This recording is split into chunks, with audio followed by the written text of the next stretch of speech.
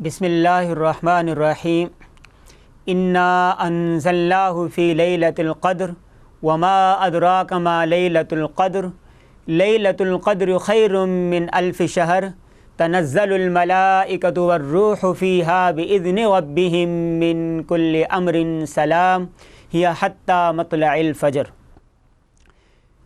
پہلی امتوں کی عمریں، زندگیاں سینکڑوں سال، ہزاروں سال ہوتی تھی، لیکن امت محمدیہ کی عمریں بہت کم ہیں، صرف 60 سال، 70 سال، 80 سال۔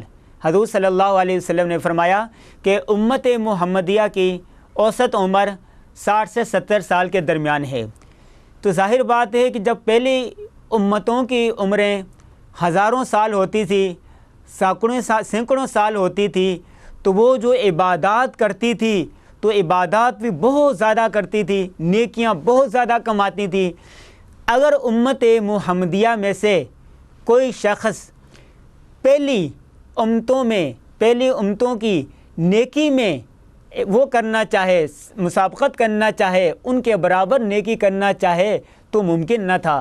تو اللہ تبارک و تعالیٰ نے سورۃ القدر میں یہ فرمایا ہے کہ ہم نے اے محمد صلی اللہ علیہ وسلم، ہم نے آپ کو ایک ایسی رات عطا فرما دی ہے جس میں ایک رات کی عبادت ہزاروں سال عبادت سے بہتر ہے۔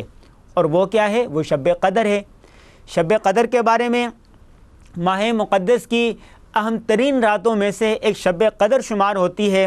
حضور صلی اللہ علیہ وسلم، حضرت انس کی روایت ہے کہ حضور صلی اللہ علیہ وسلم نے فرمایا، جب شب قدر کی رات ہوتی ہے کہ جبرائیل علیہ السلام آسمانوں سے اپنی جماعت کے ساتھ زمین پر اترتے ہیں، اور اترنے کے بعد جو بھی آدمی اس رات عبادت کر رہا ہو، دعا مانگ رہا ہو، نیکی کر رہا ہو، اس کی دعا پر آمین کہتے ہیں، ان کی جو عبادات ہے اس پر لبیک کہتے ہیں۔ اور دیکھیں، یہ ایک رات کی عبادت جب ہزاروں سال کی عبادت سے بہتر ہے، تو آپ اندازہ کر سکتے ہیں کہ اگر ہم رمضان المبارک کی ہر رات کو شب قدر کی رات سمجھ کر عبادت کریں تو کیا ہی بہتر ہوگا۔ ہم یہ سمجھتے ہیں کہ شاید 27ویں رات جیسے کہ آج ہونے والی ہے یا 1-2 دن میں ہونے والی ہے، تو ہم یہ سمجھتے ہیں کہ شاید شب قدر کی جو رات ہے وہ 27ویں رات ہے۔ نہیں، اللہ تبارک و تعالیٰ نے اس رات کو مختلف راتوں میں چھپا دیا ہے۔ تو اس کا بہترین طریقہ ہمارے اکابر نے، ہمارے اسلاف نے یہ بتایا ہے کہ رمضان المبارک کی جتنی بھی راتیں ہیں، ہر رات میں کچھ نہ کچھ وقت عبادت لازمی کر لینی چاہیے۔ مثلا آپ تراویح پڑھتے ہیں، رات کو 10-11 بج جاتے ہیں، اس کے بعد کچھ دیر آرام کریں، 2 بجے اٹھ جائیں، تہجد پڑھیں، تلاوت کریں، اپنے گناہوں کی معافی مانگیں، سحری کریں، اور اس کے بعد نماز پڑھیں، تلاوت کریں۔ جب ہم رمضان المبارک کی ہر رات کو شب قدر کی رات سمجھ کر عبادت کریں گے تو شب قدر کی رات ہمیں مل ہی جائے گی۔ یہ سوال بھی پیدا ہوتا ہے کہ اس رات میں کیا مانگنا چاہیے؟ تو حدیث شریف میں ایک دعا آئی ہے، وہ یہ ہے، اللہم انک عفو تحب العفو فاعف عنی یا غفور یا غفور یا غفور۔ اور اسی طرح یہ بھی کہا جاتا ہے کہ یہ دعا اللہ تبارک و تعالیٰ سے عافیت مانگنی چاہیے، اللہم انی اسألک العافیہ۔ جب انسان نے اللہ تبارک و تعالیٰ سے عافیت مانگ لی تو ہر معاملے میں عافیت ہوگی، کاروبار میں عافیت، گھرانے میں عافیت، ہر کاموں میں عافیت۔ عافیت ایک ایسی جامع دعا ہے جو انسان کو مانگ لینی چاہیے۔